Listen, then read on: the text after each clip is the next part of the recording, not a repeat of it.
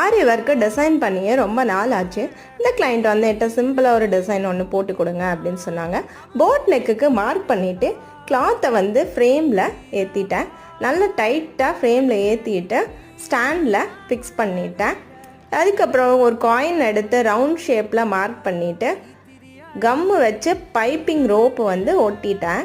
அதுக்கப்புறம் zigzag stitch போட்டு ரோப்பை நல்லா ஃபிக்ஸ் பண்ணிவிட்டு பிங்க் கலரில் லோடிங் போட்டேன். ஏன்னா சாரீ வந்து க்ரீன் வித் பிங்க்ன்றனால.